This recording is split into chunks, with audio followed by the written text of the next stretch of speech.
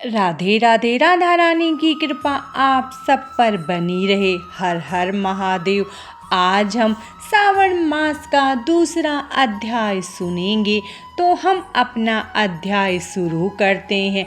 शंकर जी ने सनत कुमार से कहा, हे महाभाग ब्रह्मपुत्र, आप नर्म हैं, जिस कारण आप श्रद्धालु हैं, समस्त गुणों से युक्त श्रोता हैं। श्रावण मास के बारे में आपने जो पूछा वह प्रसन्नता से आपसे कहता हूँ। हे तात, एकाग्र मन होकर सुनो। हे योगिन, सावन मास में नियम से रहकर मनुष्य सायंकाल 4 बजे भोजन करे, 1 महीने तक रुद्र अभिषेक करे, अपनी प्रिय किसी वस्तु को छोड़ दें, पुष्प, फल, धान, तुलसी की मंजरी युक्त दल, बेल पत्रों से भगवान शंकर की पूजा करे, कोटिक लिंग अर्चना करे, ब्राह्मण को भोजन कराए, नियम का धारण पारण करे, उपवास करे। मुझे पंचामृत से अभिषेक अति प्रिय है, अतः उसे भी करे।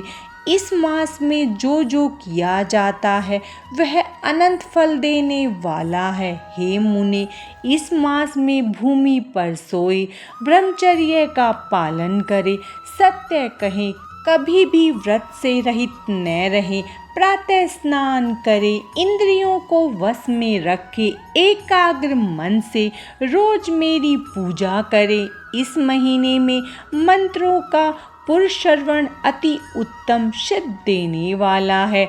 शिव मंत्र और गायत्री मंत्र का जाप करे, प्रदक्षिणा, नमस्कार तथा वेद पाठ करे, जो सद और वांछित फल देने वाला है। पुरुष सूक्तम जपे, जो अधिक फल देने वाला है। गृह यज्ञ, कोटि होम, लक्ष्य होम तथा अयुत्य होम करने का सद फलता है और इच्छित फल देने वाला होता है।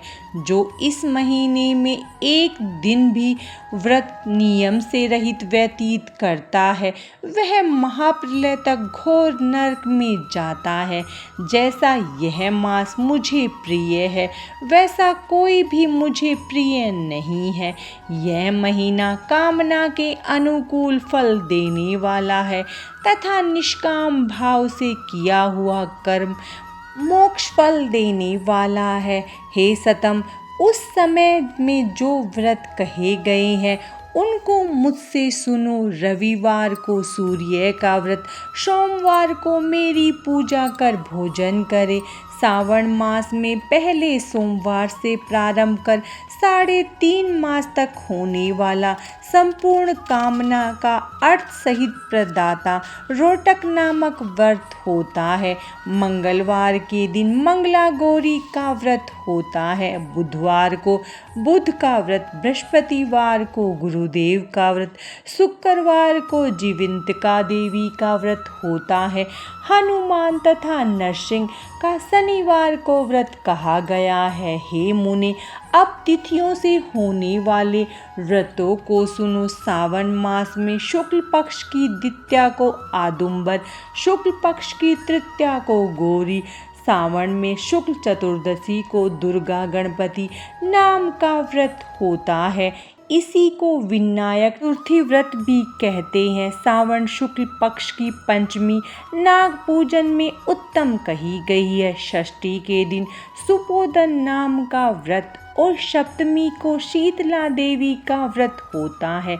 अष्टमी और चतुर्दशी तिथि में देवी का पवित्रारोपण करें।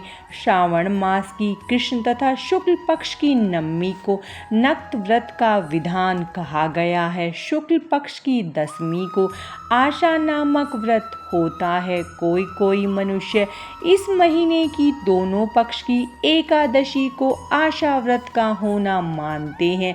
सावन शुक्ल पक्ष की द्वादशी को भगवान हरि का पवित्रारोपण करना कहा गया है, अतः द्वादशी को भगवान हरि का श्रीधर नाम से अर्चना उत्तम गति प्राप्त कराती है। सावन शुक्ल पक्ष पूर्णिमा को विसर्जन, उपकर्म, सभादीप, रक्षाबंधन, सावनी करम, सर्प बलि और हयग्रीव नामक भगवान विष्णु का अवतार कहा गया है। 7 व्रत सावन शुक्ल पूर्णिमा को होते हैं। सावन मास की कृष्ण चतुर्थी को संकट चतुर्थी तथा श्रावण कृष्ण पंचमी को मानव कल्पादि किया जाता है। हे द्विजोत्तम, सावन कृष्ण पक्ष अष्टमी को भगवान विष्णु का कृष्ण नाम से पूर्ण अवतार हुआ है। उस दिन व्रत तथा उत्सव करें। सावन मास की अमावस्या तिथि में पिठोरा व्रत होता है। वृषभों का अर्चन करें। शुक्ल पक्ष की प्रथमा से प्रारंभ कर समस्त तिथियों में अलग अलग देवता होते हैं। प्रतिपदा तिथि के दिन अग्नि, द्वितीया के दिन ब्रह्मा, तृतीया के दिन गौरी, चतुर्थी के गणनायक, पंचमी के सर्प, षष्ठी के स्कंद, सप्तमी के सूर्य, अष्टमी के शिव, नवमी की दुर्गा, दशमी के यम और एकादशी के स्वामी विश्वदेव हैं। द्वादशी के भगवान हरि, त्रयोदशी के कामदेव, चतुर्दशी के शिव, पूर्णिमा के चंद्रमा स्वामी है, अमावस्या के पितृ स्वामी है। इस कर्म से यह देवता तिथियों के स्वामी कहे गए हैं। जिस देव की जो तिथि है उस तिथि में उस देवता की अर्चना करनी चाहिए। हे मुने, इसी मास में प्राय अगस्त्य नक्षत्र का उदय होता है। मैं उस समय को कहता हूँ। एकाग्र मन से आप सुने। सिंह राशि का सूर्य के संक्रमण के दिन से 12 अंश 40 घटी बीत जाने पर अगस्त्य ऋषि का उदय होता है। अगस्त्य ऋषि के लिए 7 दिन पूर्व से ही अर्घ्य दें। 12 मास में सूर्य नारायण अलग अलग नाम से तपते हैं। उनका पूजन भी इस महीने भक्ति भाव द्वारा तत्पर होकर करें।